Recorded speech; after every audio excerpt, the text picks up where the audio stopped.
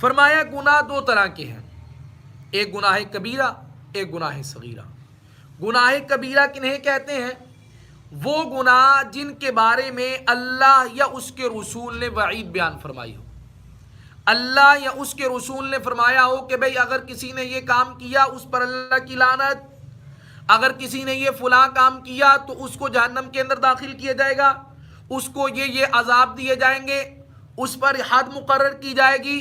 تو اگر کسی گناہ کے کرنے پر اللہ یا اس کے رسول کی طرف سے وعید وارد ہوئی ہو، اس کو کیا کہا جائے گا؟ گناہ کبیرہ۔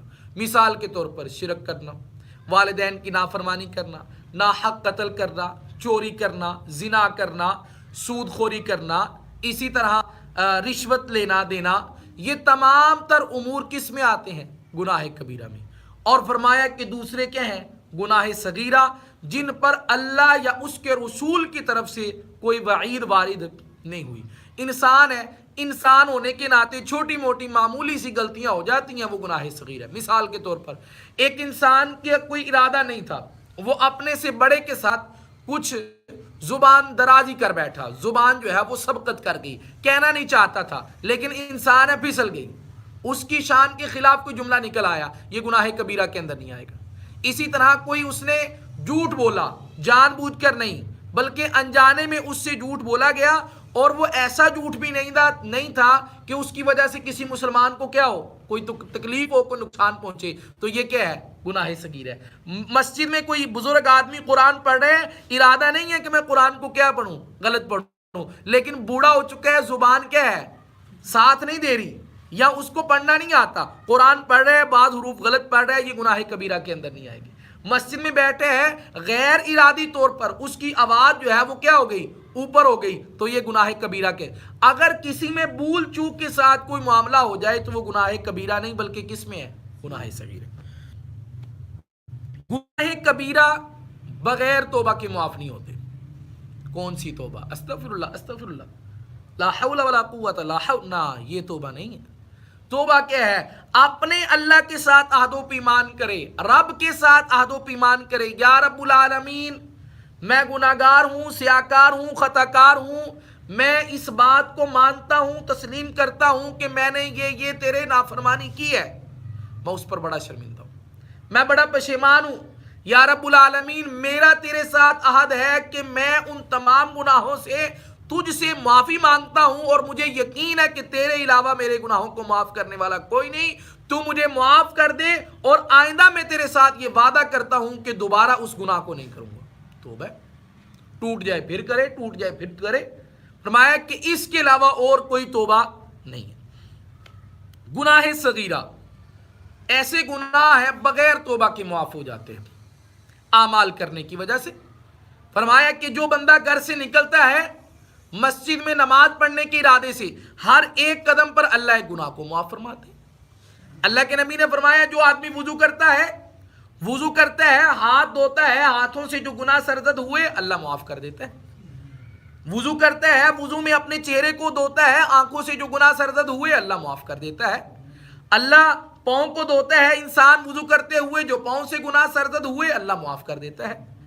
ایک آدمی فرمایا کہ جمعہ پڑھتا ہے، دوسرے جمعے سے اس جمعے تک جتنے گناہ ہوئے اللہ معاف کر دیتا ہے۔ اللہ کے نبی نے فرمایا جو بندہ رمضان کے روزے رکھتا ہے ایمان اور احتساب کی نیت سے، اللہ پچھلے گناہوں کو معاف فرما دیتا ہے۔ اللہ کے نبی نے فرمایا لیلۃ القدر کی رات کو جو بندہ ایمان اور احتساب کی نیت سے قیام کرتا ہے اللہ اس کے پچھلے گناہوں کو معاف فرما۔ آپ نے فرمایا کہ جو بندہ ایک عمرہ کرتا ہے پھر اس کے بعد دوسرا عمرہ کرتا ہے، ان دونوں عمروں کے درمیان جو گناہ ہوئے اللہ ان تمام کو معاف فرما دیتا ہے۔ اسی طرح اللہ کے نبی صلی اللہ علیہ وسلم نے ارشاد فرمایا کہ جو بندہ روزانہ 5 وقت کی کیا پڑھتا ہے؟ نماز پڑھتا ہے، اللہ اس کے جسم سے جتنے گناہ سرزد ہوتے ہیں تمام کو کیا کر دیتے ہیں؟ معاف فرما دیتے ہیں۔ لیکن یہ تمام تر گناہ جتنے بھی معاف ہو رہے ہیں، جیسے فرمایا کہ جو بندہ دن میں 100 مرتبہ سبحان اللہ و بحمدہ پڑھتا ہے اللہ اس کے گناہوں کو معاف فرما دیتے ہیں، چاہے اس کے گناہ سمندر کی جاگ کے برابری کیوں نہ ہو۔ لیکن یہ جو تمام گناہ جن کی معافی کا اعلان ہو رہا ہے نا، یہ گناہ کبیرہ نہیں بلکہ کیا ہے؟ اس پر جو ہے وہ علماء کا متفق ہے اس مسئلے پر کہ یہ کبیرہ نہیں بلکہ کیا ہے؟ صغیرہ۔ کبیرہ گناہ بغیر توبہ کے نہیں ہے، لیکن بعض गुनाह ऐसे हैं जो तौबा करने के बाद भी माफ नहीं होते, بعض गुनाह ऐसे हैं जो तौबा करने के बाद चाहे करोड़ हाँ मर्तबा वो क्या कर ले, तौबा कर ले, रो ले, अल्लाह से गिड़गिड़ा ले, अल्लाह से मिन्नत समाजत कर ले, लेकिन माफ नहीं हो। कौन से गुनाह? एक तो वो गुनाह जिनका ताल्लुक हुकूकुल इबाद के साथ है, जब तक जिसका उसने हक तलब किया है, हक सलब किया है, उससे माफी ना मांग ले, अल्लाह उसको माफ नहीं फरमाएगा। उसको समझने के लिए गुनियतुत तालिबीन पीरान पीर हजरत शेख अब्दुल कादिर जिलानी रहमतुल्लाह अलैह ने लिखा है, एक वाक़या नकल फरमाया है। मैं ये नहीं कहता कि ये वाक़या जो है वो मुस्तनद है, वाक़या जो है वो मुझे उम्मीद है अपने हजरत पर कि उन्होंने जो है वो जो वाक़या लिखा है वो मुस्तनद होगा, और जिसकी तरफ से लिखा है वो बंदा भी जो है वो मोतबर होगा। उन्होंने लिखा है कि एक आदमी था, उसने क्या किया कि बड़ा नेक आदमी था, पारसा आदमी था, नमाजी आदमी था, परहेजी आदमी था, मुत्तकी परहेजगार था, मर गया। किसी ख्वाब में किसी ने, देखने वाले ने ख्वाब में देखा उसको और उससे पूछा बताओ भाई क्या बना? मारशार पड़ी, जन्नत मिली, जहन्नम में डाला गया।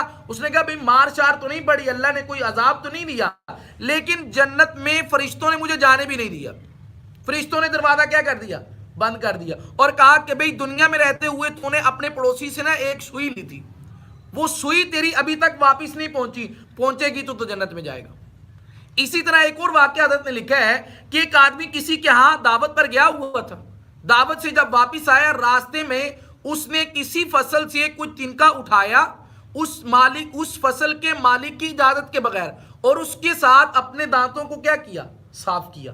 अल्लाह रब्बुल इज्जत ने उसकी वजह से भी उसको जन्नत में दाखिल नहीं किया, फरमाया कि जब इसका तू उसको बदला देगा फिर तुझे क्या देगा। समझने के लिए बहुत ही कमाल के वाकयात हैं कि आप देखिए कि एक सुई, एक तिनका, आज का मुसलमान जनाबे वाला पूरी घर पर कब्जा कर देते हैं, पूरी फैक्ट्री पर कब्जा कर, जिसका मकान है, जिसका प्लाट है, जिसकी जगह, उसको पता ही कोई नहीं क्या हो गया मेरे साथ। और इसलिए अल्लाह के नबी सल्लल्लाहु अलैहि वसल्लम ने इरशाद फरमाया, क़यामत वाले दिन दुनिया में रहते हुए अगर किसी सींग वाली बकरी ने बगैर सींग वाली बकरी को मारा होगा, टक्कर मारी होगी, क़यामत वाले दिन उससे हिसाब। अच्छा, समझने की, सोचने की बात यह है कि ये तो मुकल्लफ ही नहीं है, इनको कौन सा कहा गया नमाज पढ़ो, जिक्र अज़कार करो, रोजे रखो, ज़कात अदा करो? ये तो बंदों के लिए है, इंसानों के लिए, जिन्नों के लिए, लेकिन इनको नहीं कहा गया। अल्लाह रब्बुल इज्जत मुझे और आपको समझाना चाहते हैं कि जो मुकल्लफ ही नहीं है वो भी अगर एक दूसरे के साथ ज्यादती करें तो क़यामत वाले दिन उनके लिए भी माफी नहीं है। ऐ इंसान तू सोच, तुझे कैसे माफी हो सकती है? फरमाया कि अगर किसी ने एक बालिश भी किसी की जगह पर कब्जा किया होगा ना, उसकी ऐसी की तैसी क़यामत वाले दिन बदला दिलवाया जाएगा। तो इसलिए अल्लाह के नबी सल्लल्लाहु अलैहि वसल्लम ने इरशाद फरमाया, मुफलिस कौन आदमी है? सहाबा से पूछा मुफलिस कौन है? सहाबाई किराम ने अर्ज़ किया, या रसूलल्लाह जिसके पास दिरहम दिनार नहीं है वो क्या है? मुफलिस। अल्लाह के नबी ने फरमाया, नहीं भाई, मुफलिस वो नहीं है। अल्लाह, सहाबाई किराम ने अर्ज़ किया, या रसूलल्लाह कौन है मुफलिस? फिर आपने फरमाया, मुफलिस आदमी वो है जो क़यामत वाले दिन अल्लाह के हुजूर हाजिर हो इस हाल में कि उसके पास अंबार लगा हो, किसका? नेकियों का, पहाड़ लगा हुआ नेकियों का, नमाजें हैं, रोजे हैं, ज़कात है, उशर है, सदका खैरात है, फितराना है, हर चीज उसके पास वाफर मिकदार में है। लेकिन उधर से जनाबे वाला फुला आदमी आ गया, उसने आकर कहा, या रब्बुल आलमीन, दुनिया में रहते हुए मेरे साथ इसने ये ज्यादती की थी। अल्लाह कहेगा, इसके नामा अमाल से नेकियों को निकालो, इसको दे दो। फिर दूसरा आएगा, फिर तीसरा। फरमाया कि यहां तक कि उसकी नेकियां सारी खत्म हो जाएंगी लेकिन हक लेने वाले खत्म नहीं होंगे। फिर क्या किया जाएगा? आपने फरमाया कि जो हक लेने वाले होंगे अल्लाह उनके गुनाहों को इसके खाते में डाल देगा। नेकियां लेकर आया था, अब लौट रहा है क्या लेकर? गुनाह लेकर, बदआमालियां लेकर। ये असल में क्या है? मुफलिस है। तो इसलिए भाई, जिसका हक किसी ने तलब किया है, हर बंदा जानता है कि मैं कितने पानी में, मेरी तरफ से किसको क्या नुकसान पहुंचा है, मेरी तरफ से किसी को क्या इज्जत पहुंची है, अपने भाई के साथ, अपनी उस बहन के साथ, माँ बाप के साथ, दोस्तों के साथ, मोहल्लेदारों के साथ जो है वो मरने से पहले क्या पैचअप कर लेना चाहिए। सुलह सफर मुश्किल काम नहीं है यार, बड़ा आसान काम है, बड़ा आसान। जब से शादी हुई है ना, शादी के बाद घर के अंदर बड़े मामलात होते हैं, लेकिन आज तक अल्हम्दुलिल्लाह 3 साल में ये नहीं कि घर के अंदर ऐसे मौके नहीं आते हैं, लेकिन क्या लेट जाओ, कुछ नहीं होता यार। दुनिया है, दुनिया में अपने आप को बीवी के सामने, माँ के सामने, बाप के सामने अकड़ जाओगे, फिर क्या कर लोगे? कुछ नहीं होता। सिर्फ क्या है, आजिज़ी के साथ अपनी जो दुनियावी जिंदगी है उसको क्या करते जाओ, गुजारते जाओ, गुजारते जाओ, آج کا مسلمان اس لیے تباہ ہو رہا ہے کہ آج کا مسلمان پتہ کیا چاہتا ہے؟ میرے حقوق دے دیے جائیں.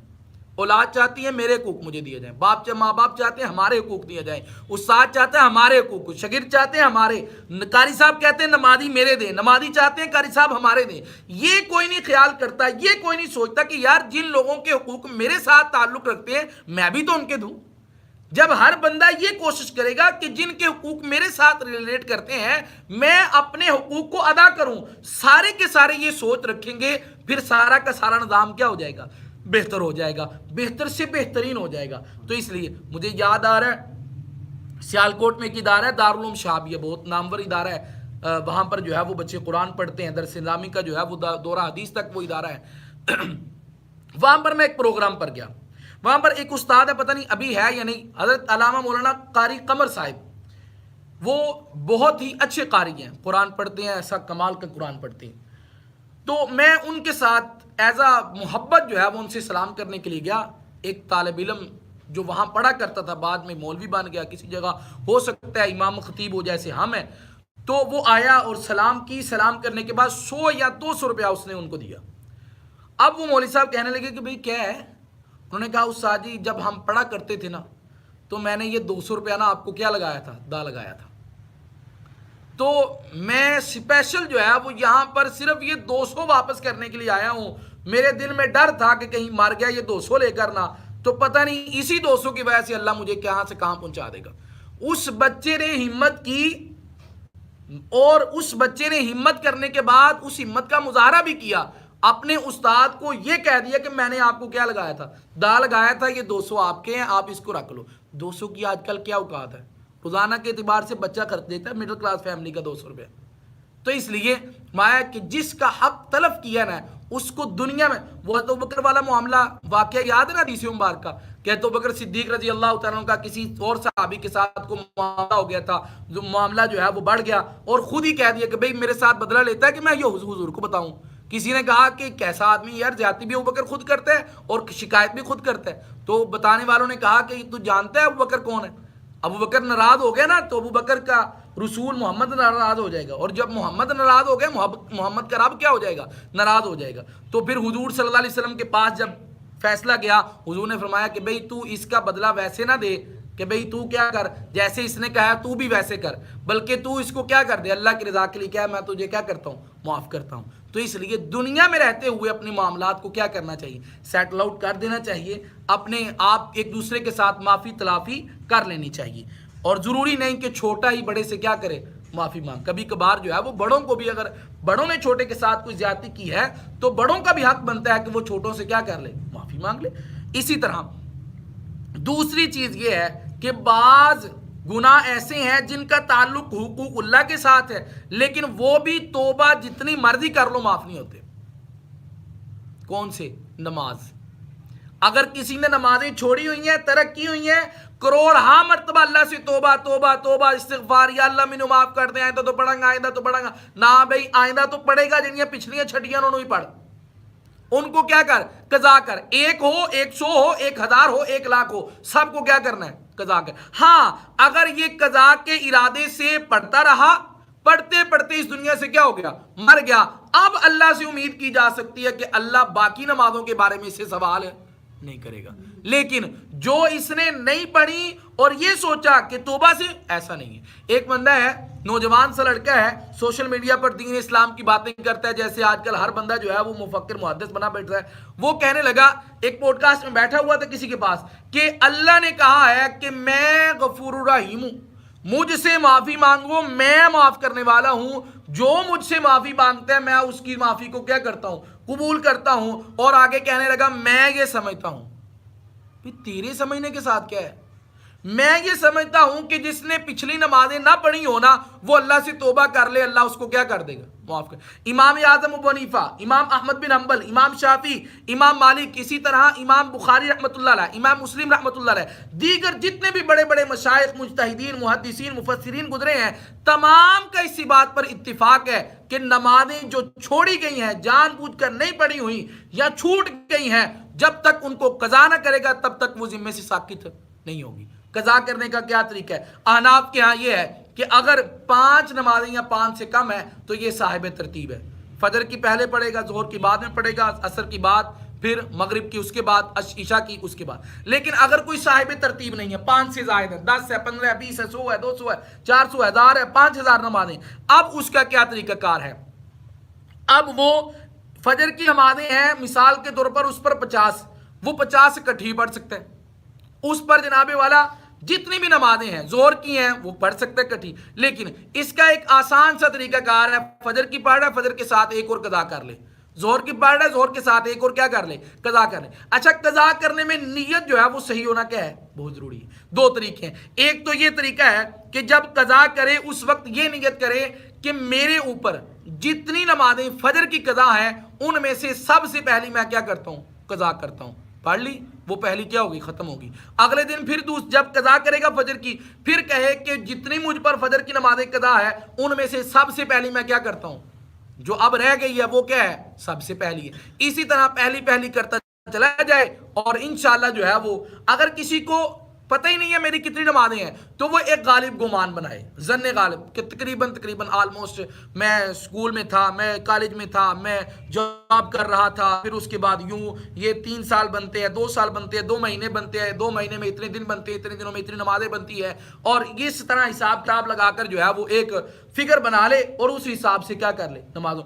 और दूसरा तरीका कार ये है कि फजर की या जोहर की, असर की नमाजें हैं, मैं उनमें से सबसे आखिर वाली क्या करता हूँ, कज़ा करता हूँ, फिर अगले दिन सबसे आखिर वाली क्या करता हूँ, कज़ा करता हूँ। तो इस तरह से अगर वो कज़ा करेगा तो उसके ज़िम्मे से क्या होंगी, साकत होंगी। इसी तरह रोज़े का भी मसला है, और रोज़ा किसी ने एक नहीं रखा, छोड़ दिया किसी भी वजह से, वो बीमार छोड़ दिया, बाद में तंदुरुस्त होगा, लाजिम है कि वो क्या करे, कज़ा करे। तौबा करने के साथ वो पूरा नहीं होगा। अब उसकी कज़ा की क्या सूरत हाल है कि भाई नियत के साथ रोज़ा रख ले, सुबह से लेकर शाम तक अपने आप को भूखा प्यासा रखे। तो फरमाया कि बाज गुनाह कबीरा ऐसे हैं वो भी अल्लाह से तौबा की जाए, इस्तिग़फ़ार की जाए तो वो भी मुआफ़ नहीं होते कि जब तक उनको कज़ा ना कर लिया जाए। नमाज़ों की कज़ा का क्या, फजर की कितनी है, 2 रकतें कज़ा करनी है, जोहर की 4 करनी है, असर की भी 4 करनी है, मगरिब की 3 करनी है, ईशा के 4 फ़र्ज़ करने और साथ में जो है वो 3 भी। सिर्फ फ़राइज़ की और वाजिबात की कज़ा है, सुन्नत और नवाफिल की कोई भी कज़ा नहीं है। फरमाया कि अल्लाह रब्बुल इज़्ज़त इरशाद फरमाते हैं, वल्लज़ीना इज़ा फ़अलू, और वो लोग जो कर बैठते हैं या काम करते हैं, फ़ाहिशतन, ऐसा जो बेहयाई वाला है, गुनाह कबीरा है, औ ज़लमू, या अपने नफ्सों पर जुल्म करते हैं, ज़करुल्लाह, तो उसके बाद क्या करते हैं, अल्लाह को याद करते हैं, फ़स्तग़फ़रू लिज़ुनूबिहिम, और अल्लाह से तौबा इस्तिग़फ़ार करते हैं।